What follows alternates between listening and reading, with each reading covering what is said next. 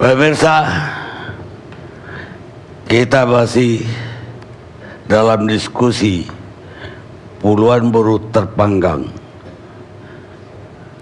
Tanggung jawab siapa? Buruh lebih dulu ada daripada uang dan kapital. Uang ada karena dihasilkan oleh buruh.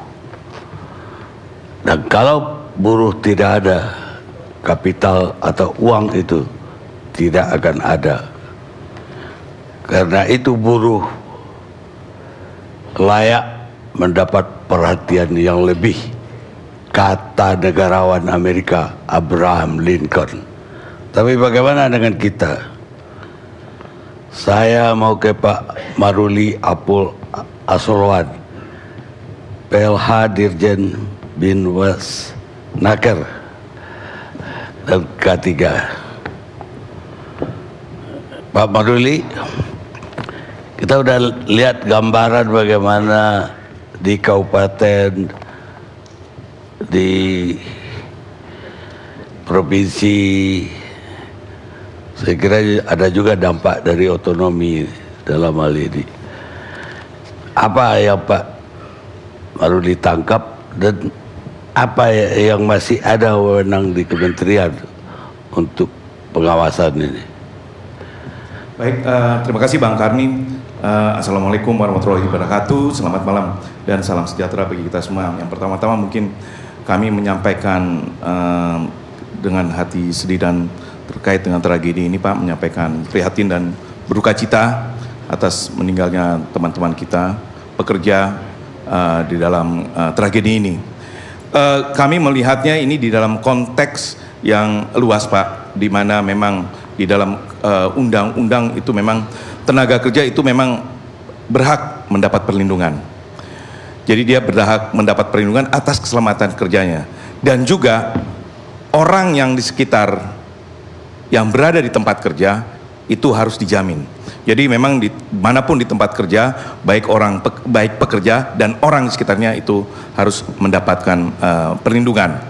Lalu yang kedua, memang kita juga dikaitkan dengan K3 adalah bagaimana kita berupaya untuk melakukan kegiatan menjamin dan melindungi keselamatan dan kesehatan tenaga kerja. Kita turunkan lagi, memang kecelakaan kerja adalah sesuatu yang memang kejadian yang tidak diduga, yang tidak terduga dan juga tidak dikehendaki, dan memang dapat menimbulkan kerugian harta maupun manusia. Dari pemerintah pusat memang kita sudah banyak mengeluarkan peraturan-peraturan, Pak, dan ini juga dilakukan satu sinkronisasi. Kita ketahui bahwa di dalam peraturan di Undang-Undang 170 memang ada beberapa hal yang mungkin kita harus pikirkan ke depan. Itu terkait dengan adanya sanksi. Kalau kita lihat memang sanksinya, Pak, memang cukup rendah. Memang hanya kurang lebih 3 bulan, 100.000, itu sesuatu yang memang mungkin sangat kecil sekarang. Itu tidak memberikan deterrence ataupun rasa takut kepada si pengusaha. Lalu kedua, di dalam Undang-Undang 13, kita juga mempunyai beberapa pasal memang yang tujuannya adalah melindungi tenaga kerja. Dan K3, dikaitkan itu juga cross-cutting daripada ketenaga kerjaan ini memang terkait juga dengan Undang-Undang 23 2014, Pak. Ini di mana pemerintahan daerah, di mana memang kebijakan ketenaga kerjaan dibuat adalah pusat, tetapi pelaksanaannya adalah di tingkat provinsi dan kabupaten. Nah, khusus untuk pengawasan memang seperti yang dikatakan teman kami, Pak Kepala Dinas, dulu-dulunya, Pak, dulu-dulu itu memang berjenjang dari kabupaten, provinsi, dan juga pusat. Tetapi memang dilihat dari fleksibilitasnya, kita juga memahami memang kekurangan. Oleh karena itu, di dalam Undang-Undang 23, dalam peraturan, itu dipusatkan di provinsi. Tetapi mesti diingat, bahwa yang dilakukan pemusatannya itu adalah mengenai administrasinya. Tetapi wilayahnya itu termasuk provinsi ya, kabupaten dan kota itu juga, Pak. Jadi memang koordinasi itu memang perlu ditingkatkan. Saya rasa selama ini juga memang sudah dilakukan, dan melihat hal ini mungkin nanti ke depannya juga akan lebih ditingkatkan. Poin saya bahwa memang pengawasnya ini memang adalah di tingkat provinsi administrasinya, tetapi pelaksanaannya di tingkat kabupaten. Dalam hal ini ada beberapa upaya yang telah dilakukan tadi seperti disebutkan oleh Kepala Dinas. Di dalam satu provinsi mungkin memang tidak dibentuk per kabupaten, tetapi per wilayah. Ada yang membuat per wilayah, jadi ada satu provinsi ada 4 wilayah. Nah, wilayah ini mencakup juga kabupaten-kabupaten yang lain. Memang kita ketahui bahwa memang tidak semua provinsi atau kabupaten mempunyai daerah industri. Oleh karena itu memang ada suatu atau prioritas ke dalam daerah-daerah yang banyak informasi dan aktivitas pasar kerjanya itu menjadi perhatian, terutama juga di daerah, kalau di sini memang Kabupaten Tangerang itu memang banyak konsentrasi daripada perusahaan-perusahaan, mungkin di situ. Tetapi di daerah lain yang tidak banyak ada industrinya, itu mungkin bisa ada suatu mobilitas daripada pengawas ketenagakerjaan. Jadi memang kalau kita lihat tadi hanya sekitar 71, mungkin kalau nanti Pak Karni mungkin juga kita infokan di sini, memang kita pahami kita kekurangan pengawas ketenagakerjaan. Saya rasa juga memang ini terkait dengan bagaimana penegakan, mengawasi dan penegakan aturan.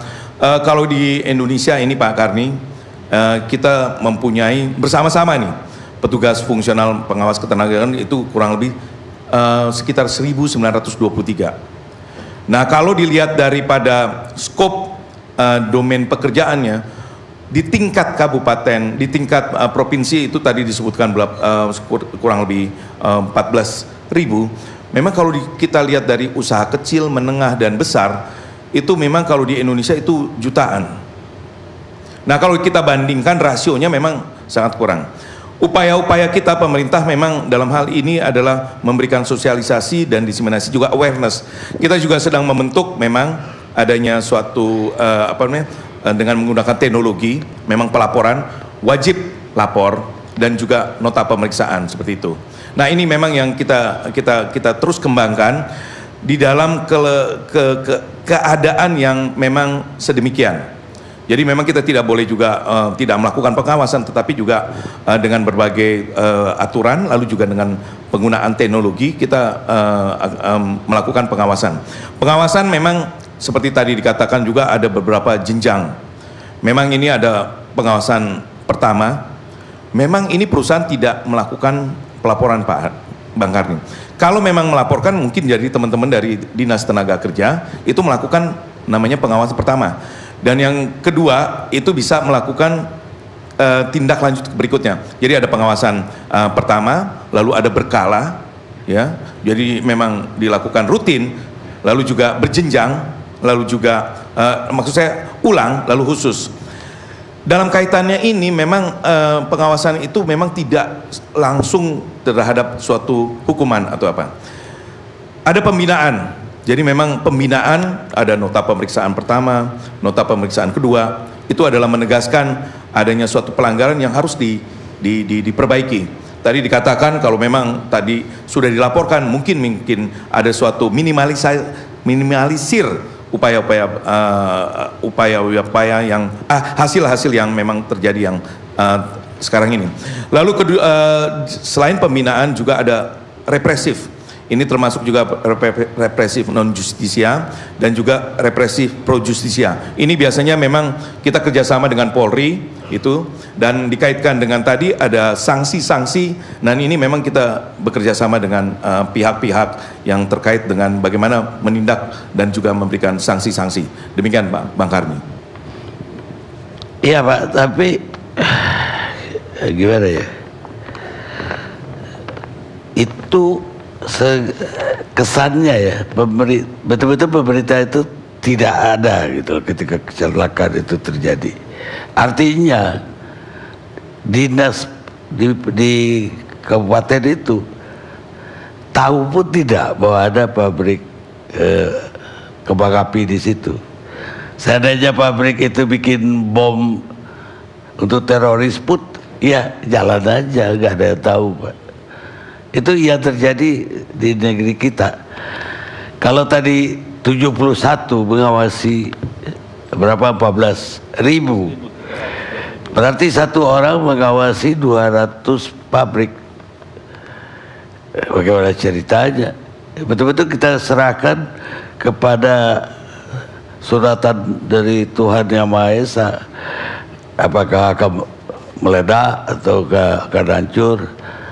Dan tadi Bapak bilang seharusnya satu kesatuan dengan kabupaten. Nyatanya kabupaten merasa itu wewenangnya di provinsi semua. Ini apa nggak ada blueprint atau semacam bagan yang dari pusat ke daerah-daerah itu? Ya, begini Bang Karni, saya rasa memang aturan kita memang selalu dinamika, kita akan adaptasi. Tetapi dengan aturan yang sekarang ini seperti kita berkoordinasi, ini kita tetap berkoordinasi. Kita menggambarkan gini Pak, tahun ini aja, ini kita melakukan koordinasi dengan semua pengawas ketenagakerjaan di tingkat pusat, daerah, baik itu provinsi dan kabupaten. Kita melakukannya itu berapa bulan yang lalu itu di mana? Di Bandung, lalu juga di Bali, itu rapat koordinasi. Nah, dalam rapat koordinasi ini memang kita saling memberi informasi dan juga melakukan penegasan-penegasan. Kembali lagi saya ingatkan bahwa memang administrasinya adalah di provinsi, tetapi pengawasannya tetap Pak. Dan ini memang saya rasa kepala dinas, saya rasa juga kepala dinas provinsi itu mengadakan pertemuan-pertemuan rutin Pak dengan kepala dinas dari tingkat kabupaten kota. Di situ memang dibahas bukan hanya masalah pengawasan, tetapi juga seperti hubungan industrial, upah minimum dan lain-lain. Dari konteks ini memang koordinasi itu selalu ada. Jadi dan pengetahuan mengenai adanya suatu hal, isu ketenagakerjaan itu pasti didiskusikan. Memang aturan-aturan kita memang berjenjang seperti itu Pak. Ya seperti saya katakan tadi bahwa di pusat ini memang kita membuat suatu kebijakan, lalu di dalam pelaksanaannya adalah di tingkat provinsi dan kabupaten. Kita akui memang jumlah pengawas ketenagakerjaan ini sangat kurang. Kita juga sudah mempunyai roadmap. Tadi kita juga pagi sudah bertemu dengan teman-teman daripada DPR. Pada prinsipnya memang kita akan meningkatkan jumlah Pak. Memang kita ketahui juga kekurangan ini tidak langsung misalnya memang dipenuhi. Ini yang kita sedang rancang dan kita memang sedang laksanakan penambahan-penambahan. Seperti tahun ini, tahun depan kita juga mendapat dana tambahan dari DPR untuk menambah jumlah daripada pengawas ketenagakerjaan. Jadi memang ini merupakan suatu rencana yang ke depan. Selain dari jumlah tenaga kerja, memang kita juga pengawas ketenagakerjaan, kita juga menggunakan seperti tadi dikatakan adalah online system dan kesadaran dan diseminasi untuk melaporkan secara online. Di lain pihak mungkin Pak Karni, memang kita juga sedang memproses ini bagaimana melibatkan, kembali lagi, melibatkan dunia usaha dan dunia serikat pekerja dan serikat buruh. Ini memang salah satu dari perintah Pak Menteri, Pak Hanif ini, terkait dengan kasus ini memang kita melakukan membentukkan tim evaluasi, bersama-sama berkoordinasi dengan polisi, dengan provinsi, kabupaten. Yang kedua, kita juga akan membentuk suatu tim khusus Pak. Jadi tim pemerintah ini memang yang diperintahkan untuk melakukan evaluasi terhadap suatu perusahaan-perusahaan atau industri yang memang sejenis seperti ini, yang memang berbahaya, lalu juga ketinggian, lalu juga yang ada bahan kimianya. Jadi memang, dan ini juga tim ini akan melibatkan memang dari teman-teman serikat pekerja, serikat buruh, memang menjadi juga ujung tombak kita, karena mereka memang yang bekerja sehingga memberikan suatu informasi di dalam perbaikan-perbaikan ataupun adanya suatu signal-signal adanya pelanggaran-pelanggaran di dalam perusahaan. Demikian Pak Karim. Iya Pak, bagaimana bisa kita koordinasi dengan banyak lembaga Pak, kalau antara kabupaten dan provinsi pun tidak ada Pak. Menurut kabupaten tadi itu wewenang provinsi semua, termasuk pengawasan. Sementara Bapak mengatakan kabupaten juga harusnya administratif provinsi, kabupaten yang implementasi ke bawah. Tapi dalam mindsetnya kabupaten tidak, itu urusan provinsi. Akibatnya ya kalau saya jadi pengusaha Pak, di sana bukan bikin pabrik kembang api Pak, estasi aja sekalian juga gak ketahuan kok. Ya ini memang koordinasi ini memang kita perlu tingkatkan Pak. Kami memahami memang ini gampang dikatakan koordinasi, tetapi memang sebenarnya fungsional untuk fungsi pengawasan memang yang ditarik ke provinsi.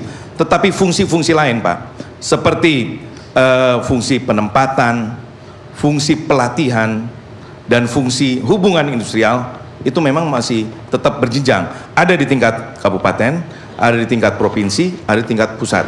Hanya memang yang di dalam Undang-Undang 23 ini adalah fungsi pengawas ketenagakerjaan. Tetapi fungsi-fungsi lain itu ada Pak. Jadi memang hubungan itu tetap begitu. Seperti saya katakan, memang kadang-kadang di dalam perselisihan antara pekerja dengan pengusaha itu memang ditangani dari tingkat bawah dulu. Ada mediator dan itu memang ada di tingkat kabupaten dan kota. Lalu berjenjang. Sekali lagi memang hanya fungsi daripada pengawas ketenagakerjaan, tetapi bukan berarti bahwa tidak melakukan pengawasan di tingkat kabupaten kota. Hanya kebetulan memang itu ada di tingkat provinsi untuk administratif kepegawaiannya Pak. Dan saya rasa ini memang bebas, dan saya rasa ini Pak Hamidi ini dari mungkin kita bisa dengar bagaimana berkoordinasinya terkait dengan pengawasan yang dilakukan di tingkat provinsi. Ini mungkin salah satu contoh yang memang selama ini tadi saya dengar juga selalu rutin juga memang melakukan pertemuan-pertemuan dan juga melakukan koordinasi. Demikian Pak. Baik Pak, saya mau ke Pak Agus Susanto, BPJS. Ya. Dari 100 karyawan yang ikut BPJS, coba ikut 27 kalau nggak salah. Ya, terima kasih Bang Karni. Pertama-tama kami BPJS Ketenagakerjaan dan seluruh jajaran menyampaikan duka yang mendalam atas musibah yang menimpa para pekerja kita di pabrik pembuatan kembang api di Tangerang. Pak Karni perlu kami sampaikan bahwa memang pekerja ini mendapatkan hak untuk mendapat perlindungan jaminan sosial, dan jaminan sosial ini adalah hak seluruh pekerja, dan hak ini dijamin oleh undang-undang, yaitu Undang-Undang SJSN dan Undang-Undang BPJS. Namun demikian tidak hanya hak tetapi juga merupakan kewajiban bagi semua pekerja untuk mendaftarkan ke BPJS Ketenagakerjaan agar mendapatkan jaminan sosial ketenagakerjaan. Kewajiban bagi seluruh pemberi kerja, seluruh perusahaan untuk mendaftarkan karyawannya untuk mendapatkan jaminan sosial dari BPJS Ketenagakerjaan. Dalam catatan di BPJS Ketenagakerjaan ada perusahaan yang mendaftarkan seluruh karyawannya, seluruh program, dan membayar iuran sesuai dengan upahnya. Ada perusahaan yang mendaftarkan seluruh karyawannya, tetapi upah yang dilaporkan ke BPJS Ketenagakerjaan tidak sesuai dengan upah yang sebenarnya diterima oleh karyawan tersebut. Ada juga perusahaan yang mendaftarkan hanya sebagian karyawannya saja, dan yang lebih tidak patuh adalah perusahaan yang sama sekali tidak mendaftarkan karyawannya. Risikonya apa? Risikonya kalau perusahaan ini tidak mendaftarkan karyawannya sehingga terjadi sebuah musibah seperti musibah yang terjadi di Tangerang ini, maka seluruh biaya yang timbul itu harus dibayarkan oleh pemberi kerja atau pengusaha. Namun demikian kalau didaftarkan kepada BPJS Ketenagakerjaan, maka seluruh biaya yang timbul baik itu perawatan ataupun santunan kematian kepada ahli warisnya menjadi tanggung jawab BPJS Ketenagakerjaan. Terkait dengan musibah yang terjadi pada saudara-saudara kita para pekerja di Tangerang ini, perusahaan ini sudah mendaftarkan, betul sudah mendaftarkan sebanyak 27 pekerja, dan status pendaftarannya adalah aktif Aktif artinya apa? Perusahaan ini masih aktif mengiur. Terakhir mengiur di tanggal 17 bulan ini, masih mengiur. Namun demikian, dalam faktanya setelah terjadi kejadian, oh ternyata bukan 27 tetapi 103. Dan dari 27 yang terdaftar di BPJS Ketenagakerjaan, setelah kita identifikasi, ternyata yang korban dan peserta BPJS Ketenagakerjaan ada 3 orang. 3 orang meninggal, 1 orang masih dalam perawatan.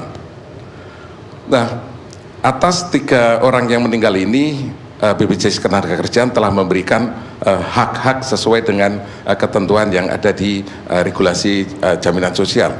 Kemudian atas korban yang masih dirawat di rumah sakit, ini mendapatkan perawatan sepenuhnya biaya dari BPJS Ketenagakerjaan sampai sembuh.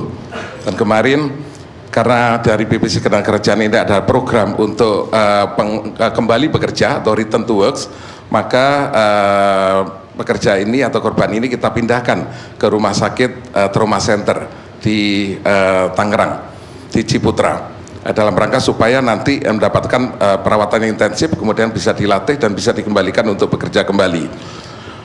Permasalahannya adalah bagaimana yang tidak terdaftar di BPJS Ketenagakerjaan.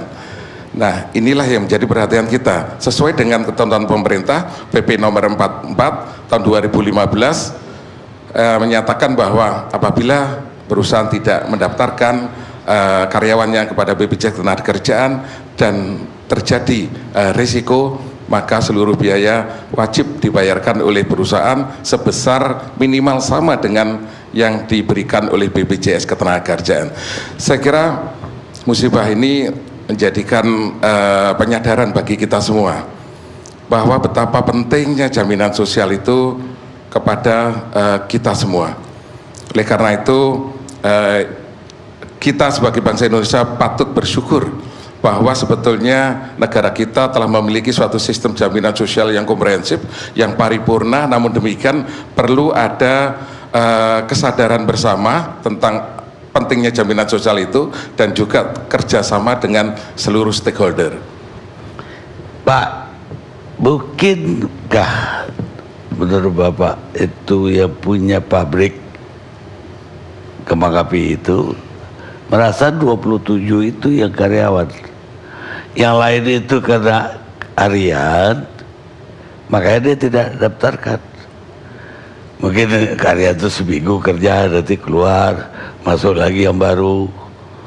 Terus siapa aja yang ngelamar diterima, nggak pakai ijazah juga itu. Taman SD juga boleh masuk. Bisa jalan pikir aja begitu, Pak. Aja 27 karyawan saya, yang lain bukan karyawan saya, harian aja. Ya, benar Bang Karni. Jadi waktu kami melakukan kunjungan ke beberapa rumah sakit dan kami berdialog dengan para korban, ternyata mereka baru bekerja, ada yang baru bekerja 4 hari, ada yang baru bekerja 2 minggu, ada yang bekerja beberapa hari. Ya tadi kita juga pengakuannya sama. Ini mengindikasikan bahwa perusahaan ini memperkerjakan karyawan atau buruh harian lepas. Namun demikian, undang-undang mengatur bahwa yang wajib didaftarkan itu seluruh karyawan, apakah itu karyawan tetap atau karyawan kontrak atau karyawan outsourcing, semua karyawan wajib didaftarkan ke BPJS Ketenagakerjaan. Iya, tapi kan ada masa Pak, ketika seorang dianggap karyawan itu paling kurang percobaan 3 bulan deh. Ya. Ini belum sebulan juga udah keluar yang baru lagi deh. Bulan depan juga kayak gitu. Ya betul Bang Karni. Jadi definisi dari karyawan di jaminan sosial ini adalah pada saat perusahaan ini memperkerjakan, ada ikatan dan mulai bekerja, disitulah pengusaha atau perusahaan wajib untuk mendaftarkan ke BPJS Ketenagakerjaan. Ya itu mungkin kata kita, Pak. Jadi dia nggak ada itu kontrak kerja atau apa. Nggak, si yang punya perusahaan juga nggak tahu Pak ini ya, boleh atau tidak, gaji aja cuma 40.000 Pak. Nggak dianggap sama sekali Pak, makanya nggak didaftarin. Jadi ada ketentuan di sistem jaminan sosial ini, apabila perusahaan lalai untuk mendaftarkan karyawannya menjadi peserta BPJS Ketenagakerjaan, maka pekerja itu dapat mendaftarkan sendiri ke BPJS Ketenagakerjaan. Wajibnya mendaftarkan itu setelah orang ini kerja berapa lama sama kita? Sejak mulai bekerja, sejak ada ikatan, sejak jadi menerima hari itu dia masuk kerja, kita langsung ke BPJS. Iya betul, jadi sejak ada ikatan bekerja, atau sejak ada menerima. Kalau tidak ada ikatan bekerja, sejak ada hubungan kerja. Hubungan kerja dibuktikan sejak menerima upah. Ya tapi ya, kalau kayak pabrik yang tadi itu, makanya mungkin persoalannya di tenaga kerja pengawasan tadi, tiap hari Pak bisa kerjaan yang punya bola balik ke BPJS saja Pak. Ya tiap hari dia ada yang berhenti, ada yang masuk. Ya. Jadi ada juga kelompok pekerja itu di sistem jaminan sosial BPJS Ketenagakerjaan, ada pekerja penerima upah, ada pekerja bukan penerima upah atau informal, ada juga pekerja kontrak atau kontrak apa namanya seperti di kontraktor. Nah ini bisa berdasarkan waktu untuk didaftarkan ke BPJS Ketenagakerjaan, bahwa kontrak untuk pekerjaan tersebut diselesaikan dalam 3 bulan. Nah ini didaftarkan dalam waktu kurun waktu tersebut. Pak Waruli mau nambahin? Baik Bang Karni, memang kalau kita lihat di sini ya, dari kronologis dan hasil-hasil penyidikan dari teman-teman dari polisi dan juga itu, sebenarnya kita Pak ada beberapa hal yang dilanggar di sini, selain dari wajib lapor, termasuk juga pekerja anak, lalu juga upah juga itu, dan juga termasuk yang disebutkan PDS ini, daftar sebagian. Nah itu memang itu melanggar yang tadi disebutkan adalah PP 44 dan 45. Di situ memang pasalnya dan juga hukumannya cukup besar. Mungkin gini Bang Karnin, kalau kita lihat dari 103 dia hanya mau 27. Saya yakin dia tahu itu aturan. Tetapi dia hanya 27. Tadi disebutkan bahwa memang semua pekerja, baik itu harian, tetap ya, itu mesti dilaporkan, tetapi dia hanya melaporkan 27. Kedua juga ada, kalau tidak salah juga ada yang memang di bawah upah, dia pasti tahu juga kemungkinan Pak. Dan sepengetahuan kami, mohon izin, ini juga memang pemilik ini juga bukan hanya mempunyai satu perusahaan ya, 2 dia ada. Jadi memang niat mungkin Bang Karni, tetap pengetahuan untuk itu ada, tetapi juga memang melihat loophole, ada sesuatu yang mungkin tadi tidak diperiksa atau apa, itu mungkin juga menjadi dorongan untuk berbuat yang tidak baik. Demikian Bang Karni. Baik pemirsa, saya kira juga BPJS turun tangan juga karena yang meninggal ini banyak banget, hampir 50 orang Pak. Kalau korbannya 1 atau 2 mungkin juga kelewat. Publik pun saya kira juga gak peduli. Dan ini juga tidak akan menarik. 51 meninggal pun masih dibilang tidak menarik. Artinya apa?